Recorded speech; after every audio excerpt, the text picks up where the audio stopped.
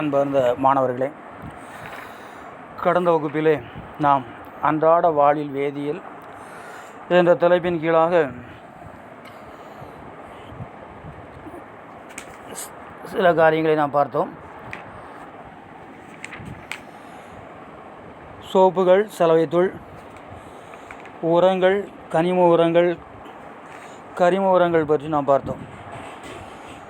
இந்த வகுப்பிலும் அதை தொடர்ந்து இன்னும் சிமெண்ட், ஜிப்சம், எப்சம் இவைகளை பற்றி நாம் பார்க்க இருக்கின்றோம். Dear student, in the previous class we know about physical change and chemical change, soap and detergents, fertilizers, organic fertilizers and inorganic fertilizers. Today continue the class. The first one, cement. In ancient period, the houses were constructed by using mixture of lime, sand and wood. At present, the people are widely use the cement for construction of houses, dam and bridges. The cement is manufactured by crushing. The cement is manufactured by crushing of naturally occurring minerals such as lime, clay and gypsum through milling process. Do you understand? The cement is manufactured by crushing of naturally occurring minerals such as lime, clay and gypsum through milling process. Cement becomes hardened when it is mixed with water. Gypsum plays a very important role in controlling the rate of hardening of the cement. What is the play of gypsum in cement manufacture? Gypsum plays a very important role in controlling the rate of hardening of the cement. During the cement manufacturing process, a small amount of gypsum is added at the final grinding process. Gypsum is added to control the setting of cement. அன்பார்ந்த மாணவர்களே, இந்த வகுப்பிலும் கூட cement தயாரித்தலை பற்றி நாம் பார்க்க இருக்கின்றோம். பண்டைய காலத்தில் வீடுகளை கட்ட சுண்ணாம்பு கலவைகளும் மண் மற்றும் மரக்கட்டைகளும் பயன்படுத்தப்பட்டன. ஆனால் தற்போது வீடுகள் முதல் பெரிய அணைக்கட்டுகள் மற்றும் பாலங்கள் கட்டுவதற்கு சிமெண்ட் பயன்படுகிறது. இயற்கையில் கிடைக்கக்கூடிய சுண்ணாம்புக்கள், களிமண் மற்றும் ஜிப்சம் ஆகிய தாது உப்புகளை கலந்து அரைப்பதன் மூலம் சிமெண்ட் தயாரிக்கப்படுகிறது. இயற்கையில் கிடைக்கக்கூடிய சுண்ணாம்புக்கள், களிமண் மற்றும் ஜிப்சம் ஆகிய தாது உப்புகளை கலந்து அரைப்பதன் மூலம் சிமெண்ட் தயாரிக்கப்படுகிறது. சிமெண்டுடன் நீர் சேர்க்கும் பொழுது சில நிமிடங்களில் அது கெட்டிப்படுகிறது. சிமெண்ட் தயாரிக்கும் போது இறுதியாக அத்துடன் சிறிதளவு ஜிப்சம் சேர்க்கப்படுகின்றது. ஜிப்சமானது சிமெண்டின் கெட்டிப்படும் நேரத்தை தாமதமாக்குகின்றது. ஜிப்சம் சிமெண்டின் கெட்டிப்படும் நேரத்தை தாமதமாக்குகின்றது. இது சிமெண்டினுடைய பயன்கள் என்ன என்பதை குறித்து நாம் இப்பொழுது பார்ப்போம். சிமெண்டின் பயன்கள்: காரை, கற்காரை, வலுவூட்டப்பட்ட காரை போன்ற பல விதங்களில் சிமெண்ட் பயன்படுத்தப்படுகிறது. காரை, கற்காரை, வலுவூட்டப்பட்ட காரை போன்ற பல விதங்களில் சிமெண்ட் பயன்படுத்தப்படுகின்றது.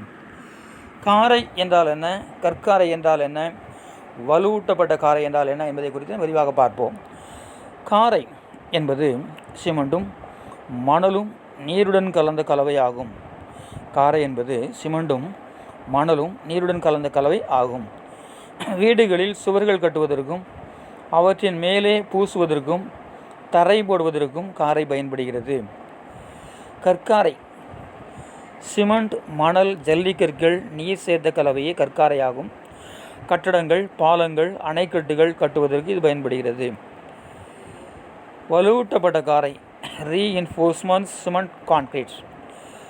இரும்பு கம்பிகள் அல்லது எஃகு வலைகளை கற்காரையோடு சேர்த்து பெறப்படுவது வலுவூட்டப்பட்ட காரையாகும். இரும்பு கம்பிகள் அல்லது எஃகு வலைகளை கற்காரையோடு சேர்த்து பெறப்படுவது வலுவூட்டப்பட்ட காரையாகும். இந்த காரை மிகவும் வலுவானதாகவும் உறுதியானதாகவும் இருக்கும். இது அணைக்கட்டுகள், பாலங்கள், வீட்டின் மேல் தளங்கள் மற்றும் தூண்கள் கட்டுவதற்கு பயன்படுகின்றன. இதை கொண்டு பெரிய குடிநீர் தொட்டிகள், குழாய்கள் மற்றும் கழிவுநீர் வடிகால்களை அமைக்கின்றார்கள். Dear student, uses of cement. Cement is used as mortar, concrete and reinforcement cement concrete. What is mortar? Mortar is a paste of cement and sand mixed with water. In houses, mortar is used to bind building blocks, for constructing walls, to apply coating over them and to lay floor. What is concrete? Concrete is a mixture of cement, sand and gravel. It is used in the construction of buildings, bridges and dams. What is reinforced cement concrete? Reinforced cement concrete is a composite material by mixing iron mesh with cement. This is very strong and firm. It is used in the construction of dams, bridges, centering works in houses, and construction of pillars. Huge water tanks, water pipes, and drainages are built with this. Secondly, in this class, we know about gypsum. Gypsum is a soft white or grey naturally available mineral. Gypsum is a soft white or grey naturally available minerals. The chemical name of gypsum is calcium sulfate dihydrate. The chemical name of gypsum is calcium sulfate dihydrate. The molecular formula of gypsum is CaSO4 into 2H2O. The molecular formula of gypsum is CaSO4 into 2H2O. Uses. What is the uses of gypsum? Used for fertilizers. Used in the process of making cement. In the process of making plaster of Paris. Used as fertilizers. Used in the process of making cement. In the process of making plaster of Paris. அன்பார்ந்த மாணவர்களே, இந்த நாளிலும் கூட நாம் gypsum என்பது என்ன, அதனுடைய பயன்கள் என்ன என்பதை பற்றி நாம் பார்ப்போம். ஜிப்சம் என்பது இயற்கையில் கிடைக்கக்கூடிய ஒரு மிருதுவான நிறமற்ற கனிமப் பொருளாகும். ஜிப்சம் என்பது இயற்கையில் கிடைக்கக்கூடிய ஒரு மிருதுவான நிறமற்ற கனிமப் பொருளாகும். இதனுடைய வேதி பெயர் calcium sulphide hydrate, calcium sulphate dihydrate. மூலக்கூறு வாய்ப்பாடு CaSO4 into 2H2O. மூலக்கூறு வாய்ப்பாடு CaSO4 into 2H2O. இதனுடைய பயன்கள் இது உரமாக பயன்படுகிறது. அடுத்தபடியாக சிமெண்ட் தயாரிக்க பயன்படுகிறது. பாரிஸ் சாந்து தயாரிக்க பயன்படுகிறது. உரமாக பயன்படுகிறது, சிமெண்ட் தயாரிக்க பயன்படுகிறது, பாரிஸ் சாந்து தயாரிக்க பயன்படுகிறது. இந்த வகுப்பில் அடுத்து நாம் பார்க்க இருப்பது எப்சம். எப்சம் என்பது magnesium sulphate hydrate, magnesium sulphate hydrate என்னும் உப்பாகும். இதனுடைய மூலக்கூறு வாய்ப்பாடு MgSO4 into 7H2O. MgSO4 into 7H2O. இது பல்வேறு வகையில் நமக்கு பயன்படுகிறது. இதனுடைய பயன்கள் மருத்துவத்துறையில் மனிதனின் மன அழுத்தத்தை குறைக்கும் அமைதிப்படுத்திகளாக எப்சம் பயன்படுகிறது. மருத்துவத்துறையில் மனிதனின் மன அழுத்தத்தை குறைக்கும் அமைதிப்படுத்திகளாக எப்சம் பயன்படுகிறது. மனித தசை மற்றும் நரம்பு மண்டலத்தை சீராக்குகின்றது. மனித தசை மற்றும் நரம்பு மண்டலத்தை சீராக்குகின்றது. தோல் நோய்களை தீர்க்கும் களிம்புகளில் பயன்படுகிறது.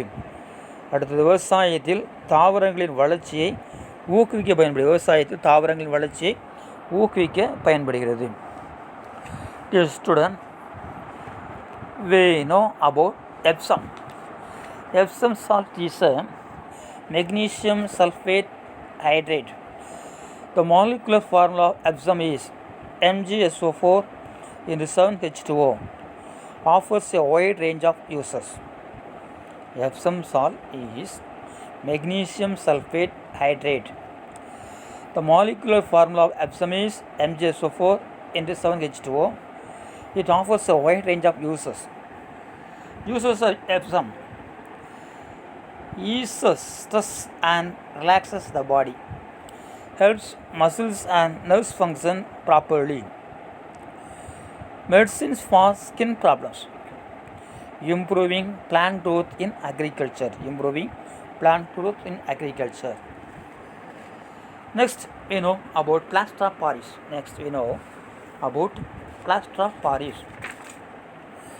Plaster of Paris consists of the fine white powder.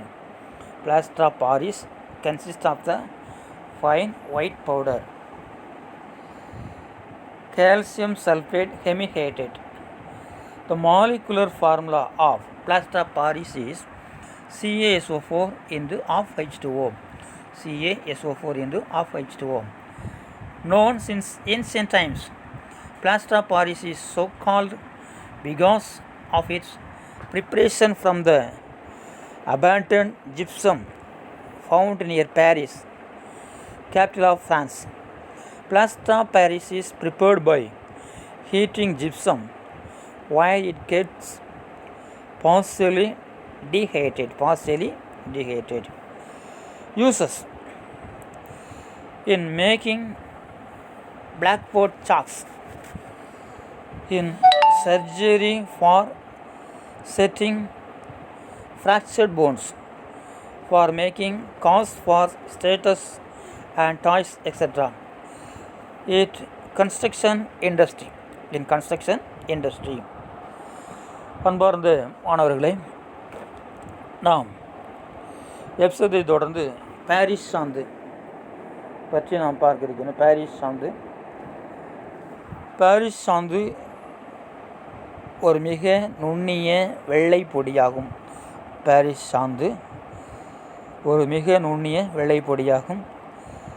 இது கால்சியம் சல்பேட் ஹெமிஹைட்ரேட் என்று அழைக்கப்படுகிறது.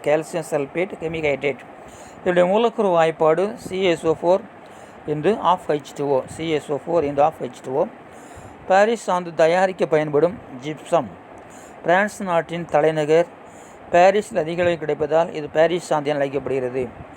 ஜிப்சத்தினை வெப்பப்படுத்தும் பொழுது பகுதியளவு நீர்ச்சத்து வெளியேறி பாரிஸ் சாந்து தயாரிக்கப்படுகிறது.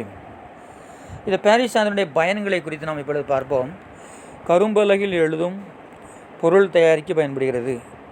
அறுவை சிகிச்சையில் எலும்பு முறிவுகளை சரி செய்ய பயன்படுகிறது. சிலைகள் வார்ப்பதற்கு பயன்படுகிறது. கட்டுமானத் துறையில் பயன்படுகிறது. அன்பார்ந்த மாணவர்களே, இந்த நாளிலும் கூட நாம் அன்றாட வாழ்வில் பயன்படுத்தக்கூடிய வேதிப்பொருட்களிலே சிமெண்ட் எவ்வாறு தயாரிக்கப்படுகின்றது, சிமெண்டினுடைய பயன்கள், கற்காரை, வலுவூட்டப்பட்ட காரை, ஜிப்சத்தினுடைய பயன்கள், எப்சத்தினுடைய பயன்கள், பாரிஸ் சாந்து அதனுடைய பயன்கள் குறித்து நாம் பார்த்தோம். இதனை தொடர்ந்து வரும் வகுப்பில் இந்த பாடத்தினுடைய தொடர்ச்சியை நாம் தொடர்ந்து பார்ப்போம். பாடங்களை அனுதினம் ஒழுங்காக படியுங்கள். மீண்டும் சந்திப்போம். வணக்கம்.